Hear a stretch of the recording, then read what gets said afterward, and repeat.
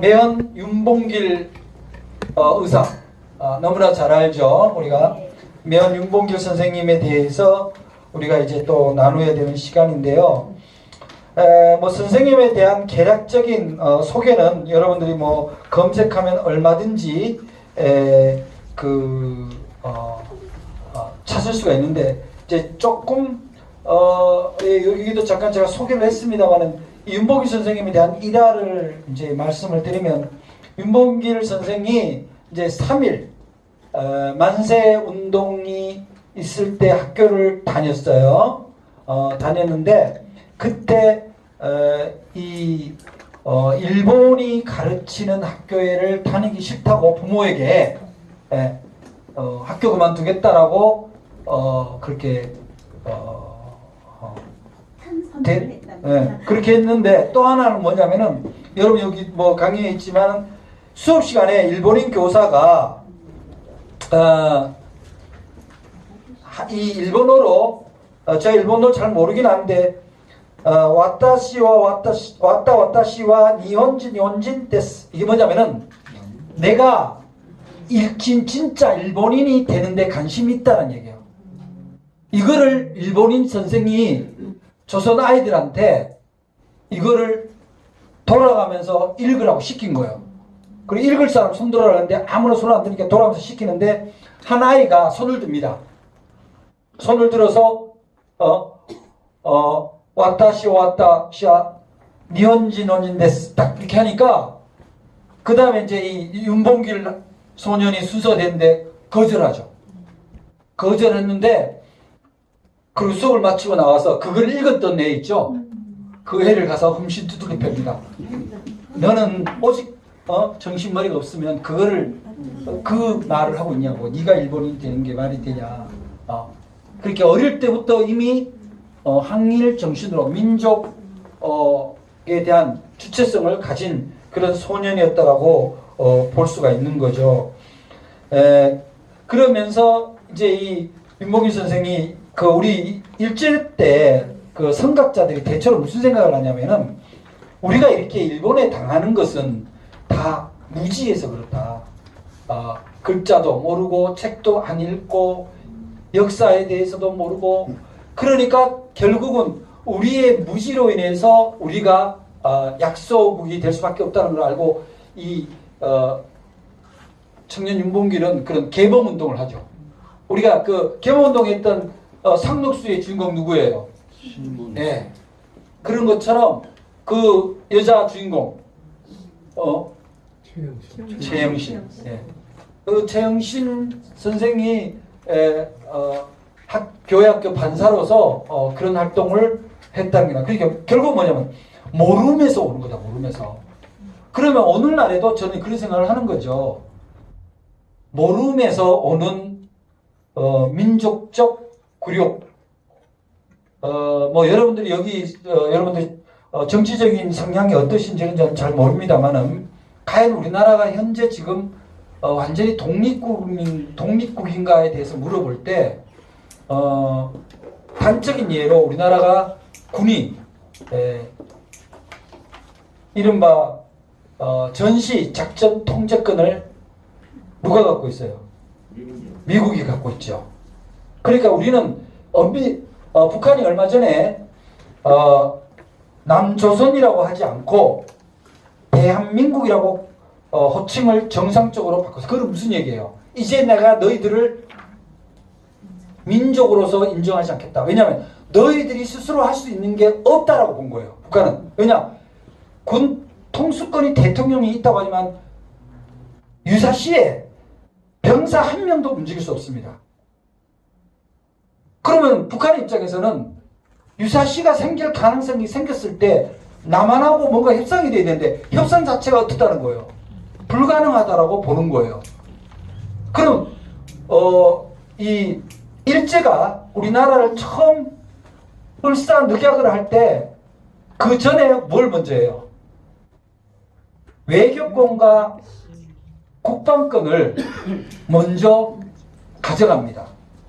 내가 일본이 청나라로부터 너희들을 지켜주겠다. 너희들이 아직까지 군사력이 약하니 우리가 너희들 지켜줄게. 군사 동맹이에요. 말하자면 군사 동맹이고 외교적으로 해결을 해야 될 때도 우리가 도와주겠다. 그래서 동맹이라는 이름으로 그러나 나머지는 너희들 왕도 내가 인정하고 다 해주겠다. 그런 협약이에요. 그러나 결국 그것은 국가의 주권이 넘어가는 그냥 하나의 단계일 뿐이에요. 이미. 그래서 오늘날 생각했을 때 뭐 반미냐 친미냐 이런 문제가 아니라 한 국가가 주체적으로 자신의 군대를 통제할 수 없다는 거. 타국이 지배해야 된다는 것 자체가 이미 독립에 있어서는 불완전 독립인 거죠. 사실 어떻게 보면. 그래서 뭐 노무현 대통령 시절에 전작권을 가져오기 위해서 시도를 했을 때 그 당시 예비역 장성들이 뭐라고 했어요? 반대를 했어요. 반대를 하니까 노무현 대통령이 그 당시 향군 제한군인회인가 거기에 기념식장에 가서 피를 토하는 심정으로 연설을 합니다. 대한민국의 장군이라면서 참모 총장이라면서 그거를 역임한 자들이 자기 나라의 군대를 자기들이 다스릴 수 없도록 방해하고 막는 게 이게 자주국가의 군인이 맞냐. 통렬하게 그 피를 토하는 심정으로 얘기를 했어요. 결국 못 이루어졌죠. 못 이루어져. 지금까지도 작전 통제권은 미국에 있어요. 여러분들 한미연합사라고 할 때 한미연합사 유엔사라고 할 때 유엔이 아닙니다. 오해하지 마세요. 한미연합사라고는 되어 있지만 실제로는 한미연합사랑도 사령관도 미국이고 미군이 가져가고 한미연합사 작전 참모도 미국입니다. 그래서 결국은 군을 움직일 때 우리나라 이번에도 군인들이 움직였지만 그리고 1.12 쿠데타도 마찬가지고 5.16 때도 마찬가지입니다. 미국이 몰랐다. 안 했다. 그럴 수가 없어요. 미국은 우리나라 군인이 한 발짝이라도 움직이면 자기 위수령 밖을 움직이면 다 압니다. 다 알게 돼 있어요. 왜냐하면 우리나라의 군의 움직임 모든 정보를 미국과 공유하게 돼 있어요. 그럼 이번에도 군이 왔어요. 국회에. 알았던 거예요. 내버려 둔 거예요. 그러니까 이걸 민주국가, 민주주의라고 지네들이 얘기를 하지만 실제적으로는 자기들이 다스리기 좋은, 데리고 놀기 좋은 리더가 미국한테는 도움이 되는 거죠. 그래서 바로 이 윤봉길 의사나 최영신 선생이나 이런 분들이 결국 민중을 일깨우기 위해서 글을 가르치고 책을 읽게 하고 하는 것은 결국 뭡니까? 민족의 자존을 지키고 독립을 회복하기 위한 정말 미래를 향한 투자였어요. 저는 최근에 우리나라 고위 공직자들이 되는 데가 주로 고시라는 행정고시, 사법고시라는 제도를 통해서 잘 외우고 시험 잘 치면 되는 직이 고위직인 거예요. 저는 이게 굉장히 잘못됐다고 보는 거예요. 저는 이렇게 생각합니다. 고위직 시험을 칠 때 마치 청문회를 하듯이 적어도 국가의 국가 지도자를 뽑는 일이잖아요. 5급 이상을 뽑는 거는. 그러면은 최소한 그런 어느 면접위원들이 있는 데서 그 사람의 역사관, 국가에 대한 주체성, 민중의 국민에 대한 사랑, 그것에 대한 어떤 의식을 갖고 있는가를 면접을 통해서 봐야 된다고 보는 거예요. 그냥 시험 잘 보고 공무원 일 잘하는 게 중요한 게 아니라, 왜냐면 그 사람들의 정책이 곧 국민들의 삶에 직접적인 영향을 주는 거거든요. 그래서 이 당시에 윤봉길 선생이 했던, 그러나 윤봉길 선생은 어떤 젊은 혈기의 사람이죠. 그러니까 이렇게 해서는 나라의 독립이 알려질 수 없기 때문에 결국은 김구 선생과 함께 상하이 그 홍구공원, 홍코공원의 그런 일본의 묘직 장성과 그 관리들이 모이는 자리에 폭탄 테러를 한 거죠. 그래서 저는 이제 윤봉길 선생님의 그 답답했던 마음, 과연 오늘날에도 그렇다고 해서 우리가 뭐 어느 특정 국가나 특정 세력에 막 폭탄 테러하자 이런 것은 동의하지 않지만 얼마나 참 막막하고 답답했으면 그런 선택을 하겠냐고요. 이 사람들이라고 사람을 해하는 걸 좋아하겠냐고요. 그렇지는 않잖아요. 여러분들 기독교인들도 계시겠지만 보네포, 독일의 보네포 목사님 잘 아시죠? 보네포가 독일, 그 당시 독일 기독교가 보네포의 나치주의나 2차 대전의 당위성을 인정을 했습니다. 거기에 대해서 보네포는 교회의 불의를 신랄하게 비판했고요. 그러면서 이 히틀러가 살아있는 이상은 이 독일이 세계에 엄청난 폐해를 주겠구나. 많은 사람을 희생시키겠구나.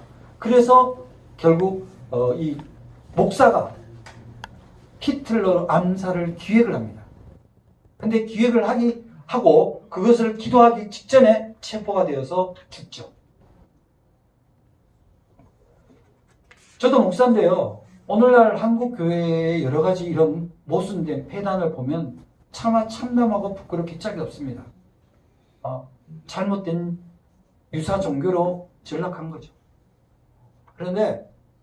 그래서 때로는 이런 생각이 들어요. 제가 목사이지만 얘기가 조금 딴 데로 가긴 했는데 목사이지만 누가 나한테 총 한 자루 줬으면 좋겠다는 생각이 들 때가 있어요.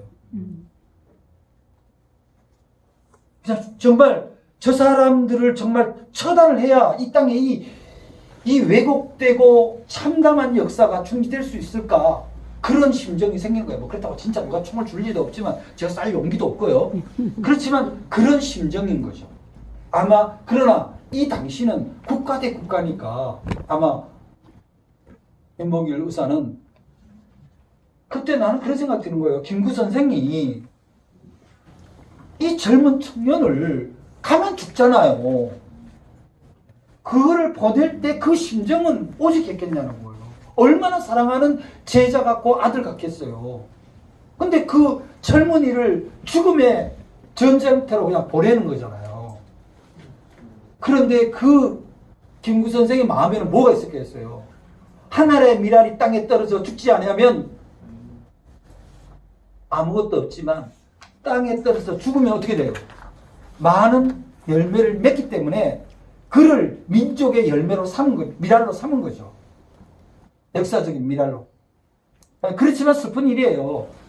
아무리 대의명분이 있다 할지라도 자식 같은 젊은이를 거기에 보낸다는 게 그게 쉬운 일은 아닌 거예요. 그러니까 김구 선생의 마음은 아마 속은 다 들어갔을 거예요.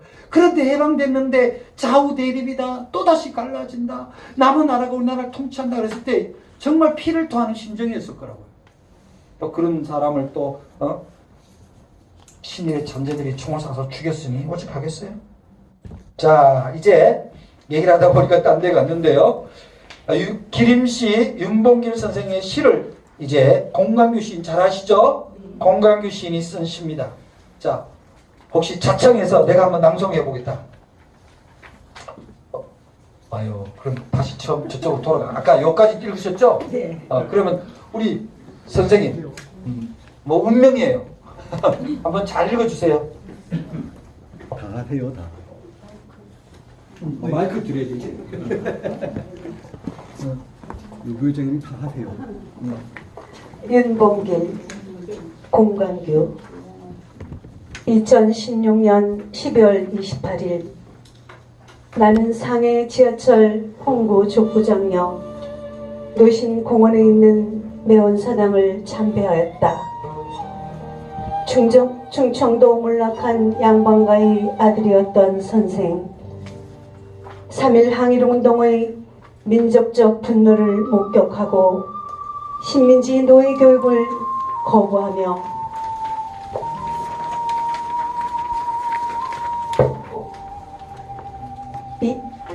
야학을 개설한 선생님, 농민 독본을 저술한 농촌운동가, 300여 편의 시를 쓰고 시집을 낸 시인, 대장부가 큰 뜻을 품고 집을 떠나면 살아 돌아오지 못한다는 글을 남기고 만주로 상해로 망명길을 떠난 세탁소 노동자로 말총모자 공장 노동자로 노동조합 조직가로 그리고 한인 애국단의 일원이 되어 태극기를 배경으로 오른손엔 권총 왼손엔 수류탄을 들고 맹세문을 양복 가슴에 붙인 채 일찍이 서울의 달빛 아래 흠뻑 술에 취했는데 지금 상하이의 가을 아래 울분에 젖어 슬픈 노래를 부른다. 시를 짓고 1932년 4월 29일 일본 정승 축하 기념식 단상에 폭탄을 투척하여 일본의 군부와 간부 인사들을 폭살시킨 침체에 빠졌던 대한민국과 중국의 항일투정에 활로를 열어주었던 동부와 평화의 화신 2018년 4월 30일 나는 예산 윤봉길 의사 기념관에서 열린 평화 윤봉길 전국 신앙송대회에 심사를 하면서 학행이 일치했던 윤봉길 선생의 시 선비의 기계 맑고 맑아 만고의 빛나리 라는 구절을 몇 번이나 되며 보았다.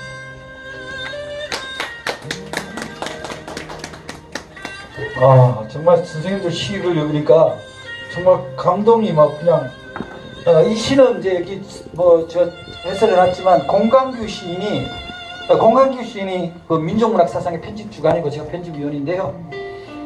이분이 그 윤봉길 시 낭송대 심사위원으로 가서 자신의 소회를 썼습니다. 그런데 이 시인이 윤봉길 의사를 생각하는 마음이 되게 고스란히 잘 읽혀지는데 여기서 우리가 학행일치, 즉 배운 것이 행동으로 김대중 대통령이 행동하는 양심으로라는 아주 불후의 명언을 말씀하셨습니다만 배운 것이 배운 데서 그쳐 있다면 그건 배운 게 아닌 거죠, 된 거죠. 그래서 아무리 많이 배운 것도 쓸모가 없으면 똥인 거죠. 그래서 이분의 윤봉길 선생님의 의사의 이런 정말 사랑하고 존경하는 시가 그대로 그 밑에 박선욱 시인이 또 윤봉길 선생에 대해서 쓴 시 중에 제가 일부를 인용한 게 있어요. 우리 옆에 선생님이 한번 또 읽어주시죠. 윤봉길의 해중시계. 제목이 윤봉길의 해중시계예요. 거기 있어. 거기 아니. 그 보면 밑에. 네, 그 짧게. 박선욱 시인도 윤봉길 의사를 전략 다음에 역사의 질곡을 뚫고 역사의 질곡을 뚫고 앞으로 나아가려는 분침과 초침, 한 사람의 목숨이 걸린 막중한 무게 김구의 가슴 속에서 평생 떠날 줄 모르는 진자 운동의 근원, 홍구공원의 홍구공원 거사전, 두 사나이가 주고받은 오전 11시의 시계. 네, 그 밑에 읽어줘 보세요. 청구서신요. 1932년 4월 홍커우 공원 의거 당일 시간으로 우리를 초대하는 장면에서 윤봉길의 회중시계를 통해 인간의 시간, 역사의 시간을 돌이키게 하며 백범과 매헌, 이 두 지사의 결혼하고도 처연한 눈물의 현장을 목격하는 듯 생생히 노래하고 있다. 네, 아유 감사합니다. 그런데 이제 이 박선옥 시인이 쓴 해중시계 얘기 아시죠, 여러분들? 그 해중시계가 이제 그 윤봉길 의사가 갖고 있던 시계가 좀 더 비싼 거예요. 그래서 그 윤봉길 선생이 김구 선생하고 시계 바꿔 끼자고 그렇게 했던 그 일화는 아주 유명하잖아요. 근데 그 시계를 바꾸었을 때 저는 그런 생각을 한 거예요. 김구 선생이 김봉길 의사가 어쨌든 이 시계의 체온이 자기가 끼었을 때 그대로 느껴졌을 거예요. 그죠? 그리고 그분이 의거를 하고 체포되고 죽을 때 아마 자신의 팔에 꼈던 시계는 아마 평생 아마 그 김구 선생의 가슴에서 정말 심장처럼 이렇게 가고 있지 않았을까, 째깍째깍 그런 생각을 제가 하게 되었습니다.